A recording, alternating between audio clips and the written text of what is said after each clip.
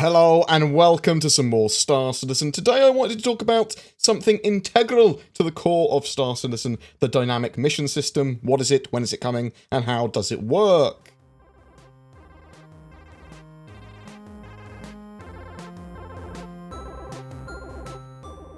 The goal of the dynamic mission system is to have procedurally generated variable, interesting tailored missions, having player and NPC actions or economic factors that affect the universe that in turn then generate missions appropriate to a load of dynamic factors like them that are suited for the area that you are in.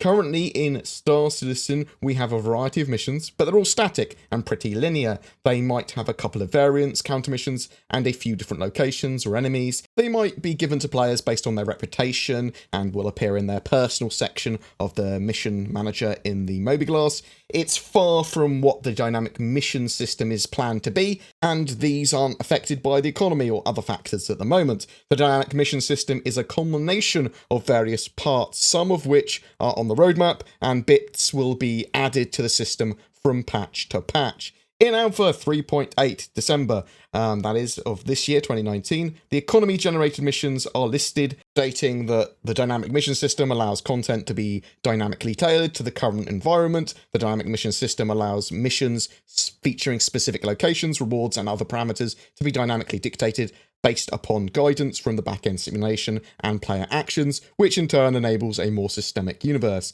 This will mean with 3.8, assuming that the feature actually does arrive there, missions will be generated based on what's happening on the server, what's happening with the economy, but it's going to be its first early implementation. They could have it that if players are buying and selling Widow, Slam, Etam, Neon, and other narcotics, then missions could be generated to shut down their production, or intercept players ferrying it, or generate a load of other missions based on a particular commodity being very popular. If certain items are bought or ships need replacing, then missions to mine particular minerals might be generated, or the value of these minerals might rise. Prices of items and commodities in the game are going to start to be very dynamic, and that's very much tied to these economy generated missions and to the dynamic mission system at large.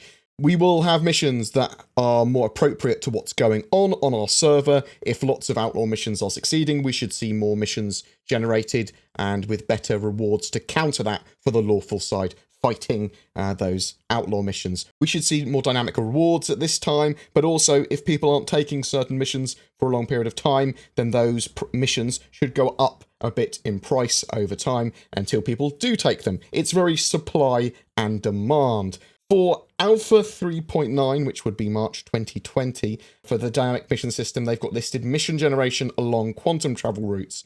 The description for this is quite vague and sort of like talks about the dynamic mission system as a whole, but I will read it. The dynamic mission system will further allow for real-time customization of mission content based upon direction from the macro economy, including the ability to vary where missions are offered, in what quantity, and the payment. It will also allow mission templates to be injected with environmental information at runtime, enabling the creation of content that's both more diverse and more accurately represents the simulated universe at that moment in time. So this could, more specifically based on the actual title description of that feature, see pirates or security more appropriately interdict you when you are in quantum travel doing a part of a mission, or if you've got cargo on you. NPC distress signals generated in more appropriate areas while you're going to other missions. Lots of more event-based things happening. Missions in more obscure locations. You should see missions much more appropriate to the area you are in. And in general, you'll see more of the sort of like dynamic mission system coming together here. Beyond the roadmap at the moment, eventually all the dynamic mission system missions will be built out of a variety of modular and procedural pieces and encounters. So you will have a huge amount of variety, even with missions that appear to be very similar in their type and description. And you'll have a load of other stuff going on which is entirely external from your mission. You'll have lots of other encounters that might happen. You could still be quantum interdicted, you could still be attacked. There might be lots of things that happen to you. I'll give you an example. A delivery mission could have various locations for pickup and drop-off. Various encounters could happen to you when you're in quantum travel or on site, or when you come out of quantum travel, when you're moving around to your location that you're picking up this item from. The item you are trying to pick up might have been stolen or not where you thought it was. You'd then have to find it and then potentially take it back from whoever took it. This could be an NPC or a player. You might have to search for the item in a warehouse of other items before bringing it back to the drop-off location and literally look at the item and study particular parts of that item to make sure it's the correct one. On the way, more encounters might happen. You could even get double-crossed, or some other interesting thing might occur. Now, a lot of that is actually already in the game in a linear fashion. They don't have anything beyond this is the way it happens, or a very few variants to those missions. At the moment, for the most part, everyone will have the same set of stories from doing those missions. For the most part anyway, there's definitely going to be some emergent gameplay coming with counter missions. And I suppose I better explain what counter missions are. So some missions generate other missions based on players taking that mission. So, and this is typically, at the moment in 3.4.3 and 3.5, generating a competing mission. But in the future, this could be a supporting mission, or a mission that's similar to and to do with the other person's mission, but not necessarily supporting or competing with them. So with the downed satellite mission that we currently have, and the Twitch Pacheco maze mission, for example, in the future, expect a more complex system. NPCs will be able to take missions, get involved with them, or at least them simulated taking those missions. That will happen. Counter missions might not be directly competing against another player, just generated because you took or completed another mission. In general, as well, failed and completed missions will affect what missions are generated too, as will the state of the economy. The generation and events during a mission will be affected by probability volumes, basically a lightweight simulation of the NPC population. Some areas will have more pirates and or NPC trade routes and haulers, so you're more likely to encounter them. NPC bounty hunters coming after players is an example of focused NPC generation, physicalizing an NPC based on those probability volumes.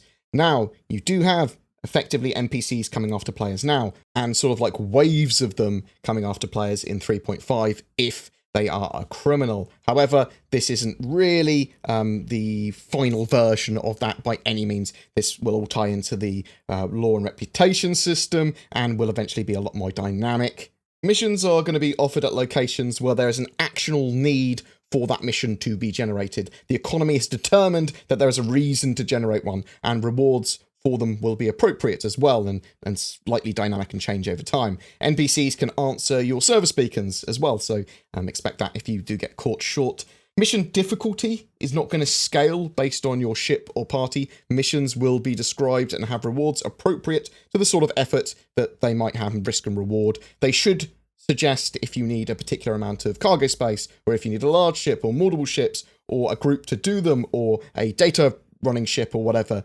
However, you could technically do some hard group missions solo, maybe, working out what ship you should take, loadouts, and how many party members are appropriate will be up to the players and will affect their payoff, though there could be some surprises on the way even for prepared players. There will be general mission improvements and bug fixes each patch too, as well as adding different parts and different types of mission, making those missions have a bit more depth each time they sort of add and make new ones, and all of those parts of those missions will get put into the boiling pot for the dynamic mission system in the end, maybe in edited formats or whatever, a little bit changed and updated, but they'll be used in some way.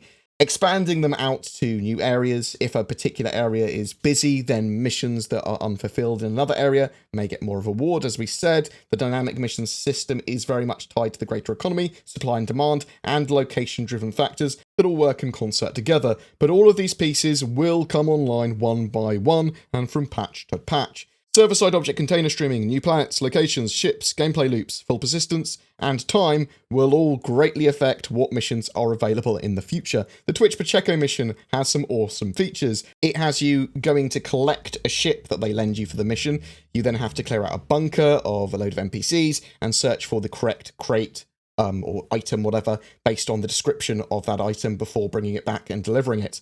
The counter mission has you going to the same location and trying to destroy as many of those crates as possible there.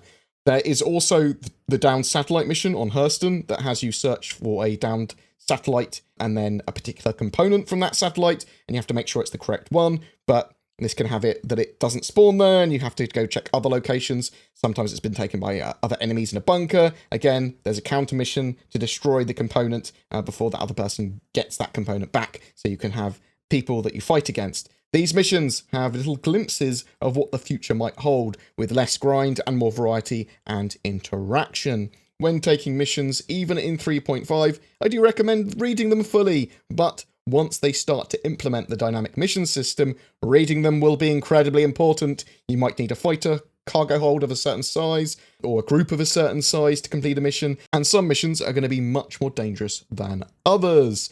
If you want to know more about probability volumes, the Star Citizen economy, law and order, subsumption, and the mission system, I will link my summary of Tony Zorovik's panel from the CitizenCon 2018 panel that he did down below. He talks about these systems in a lot more depth.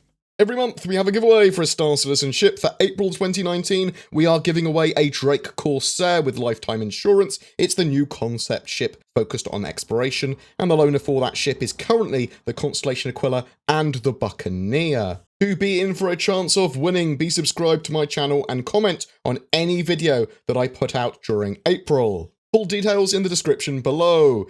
Need a PC or upgrade to play Star Citizen? Consider Shadow. Shadow is a cloud-based subscription alternative to a gaming PC, and it works with Star Citizen Alpha 3.5 better than it ever has. It leverages the power of the internet to give you a Windows 10 gaming environment, potentially anywhere. Check out the links below or go to shadow.tech for more information. Use the code BoredGamer to receive a discount on your subscription if you do decide to try it. I'm not sponsored or paid by Cloud Imperium in any way. This is a Star Citizen news and fan channel that is supported by you, the community.